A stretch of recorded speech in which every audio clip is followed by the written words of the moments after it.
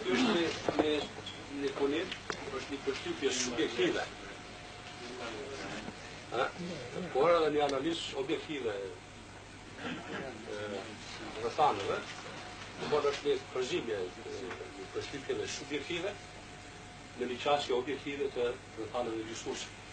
Të thashme kërën pra, punimi është të rëzu shtypit para një atë dite, nuk e dhja apo tojnë, jo është të në tybu. Sot një është rëzu edhe policisë, po më dhe murë, pa më dhe po prezendojnë do bishme me lezu. Ju bishalu që për gjithë shka që nuk pajtoje, të më thoni lirisht edhe pa kur farë rezerve. Titullin e ka bëje ose vdisë. Me rastin e 2 vjetorit të vrasjeve në fshatin Ristovës, ditën kur u lind demokracia.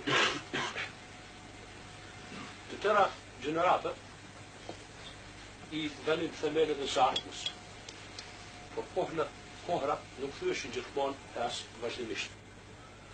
I vjesnin në vazhdimësi, me qëllim që të shpërthejnin më vonë. Ndoshta për të gjetur përgjigjet në pyetjet e mendjes. Ndër shqiptarët, të tëra kohra, të tëra thyret e kohës, e kishin patur edhe kuptimin e takimit me Evropën, por ajo kishte patur interese të tjera. Më në fund, e kishte dëgjuar, domthonë Evropa, zërin e mbrëmshëm të shpirtit që urdhëron. Bëje ose vdes për ta vdekur vdekjen. Jona kishte vajtur kudo nëpër Kosovë, ishte kthy si eho dhe shpirti i shqetësuar kishte konstatuar me edhe por mendja e njeriu nuk mund të shpriste në nivelin e bishave, kishte thënë, por vdekja kishte paguar tagën e vet.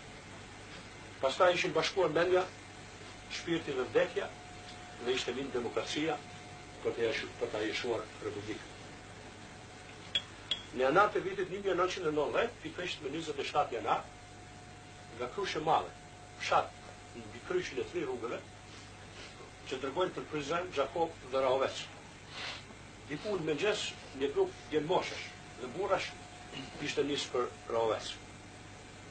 Rrugës ju ishin bashkuar edhe nga fshatët e tjera, si Celina, që ngulte këmbë se ishin nisë nga Celina, Gacë, Poqevogël, Randubrav, Piran dhe Ristovës. Kërkonin liri dhe demokraci dhe kishin menduar Republikën. Disa milicë u kishin vajtur prapë, të armatorë, por të hipur vetura, të cilët nuk i kishin larë, por vetëm se kishin vajtur prapë atyre, dhe sa herë që kolona demonstruesve ishte gjatë, ata kishin vetë gjithni e në prapë. Dhe fshatin Ristovës, pak si të vriti, ati ku rruga fillon në nga dartë të gjatë të rojtë të tjetë, për të arritur në Rahovec, ishte prit një togi polici speciale, me automjetët e gjugura, me veshje speciale policisht dhe me armatim të dhe kancerie. Praktikisht e kishin dhënë një pozit më të policë. Kishin ndodhur më larg se demonstruesit, të cilëve u duhet të ndiqeshin përpjet në pozitë të tyre. Nga ajo pozit më larg. I vrenin demonstruesit që kërkonin liri dhe demokraci, dhe që mendonin Republikën, ishin në lëmë të dorës. Atje lartë ndodhishin edhe ca skelete të shtëpive private në ndërtim të sipër, pas cilëve mund të nxjerrin pozitat shkëlqyra në rast lufte me demonstruesit. Por këta kishin qenë të paarmatosur, dhe ashtu të paarmatosur, duhet thate gati këmbë zbatur, kishin kërku liri dhe demokraci dhe kishin menduar Republikën. Akoma pa unë gjithë lartë, paraftësisht ka gjysma e përpjekjes, policia speciale përmes megafonit u kishte bërtitur stoj. Këta nuk ishin dashur të kuptonin stojën, se kishin qenë në vendin e tyre, kurse ndalën nuk e kishin dëgjuar. Kishin bërtit gjë në kupë të qilit liri dhe demokraci dhe gjë në thellësi të shpirtit dhe të tokës e kishin gjakuar Republikën. Qili nuk i kishte dalluar, se tokën i kishte mbuluar tymi i zi i gazit do të cjelës, aje kishte kumzhit me eonin e kriskëve dhe të pushkëve dhe të automatikëve, i shkrima plumave dhe zhurma autoblinave, e kishin shkaktu zalahim, e cilë kishte bërë që toka mos të ndjenë të dhimbjen nga rrjenja e çizmave policore. Policia ishte depersonalizuar, ishte shndruar në pushtet dhe pushteti në shënjestër. Ishin vrarë 5, por thoshin 4, dhe ishin pamosur edhe 19 të tjerë. Pastaj, bora ishte skuqur. Aty, ku nuk ishte pasur borë, dheu ishte përzi me gjakun e tyre, por edhe dita. Dita ishte bërë e përgjashme. Dhe kaq dili ishte bërë se hirë. Me në danë, ishte filluar të skuqe. E kishte parë dheun e ftoftë të dimrit, të përzirë me gjakun e nxehtë të trimave, dhe ishte shtru pas një reje. Kishte refuzu ta besoj Zallahin që të ndodhte mbi tokë, po ajo kishte ndodhur. Vdekja ishte dukur e palogjikshme, po ai kishte patur shpjegim. E vdiste një realitet politik dhe e lindte demokracinë. Ne po dielli me gjatë ishte skuqur, ditën e katrahuarës mbi tokë, kur në qiell udhtonin plumat dhe pastaj nguleshin me trupin e njeriu.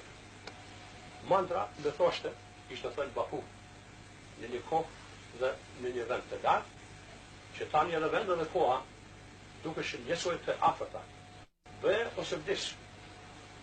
Besatoni në Zotin dhe më ndëgjegjen tuaj si të shpitar, se nuk do të qëndroni të qetë, përderisa nuk e arrini lirinë. Dhe se do të jemi jetën, duke e kërkuar lirinë. Ai që e humb jetën e tij, do ta fitojë jetën.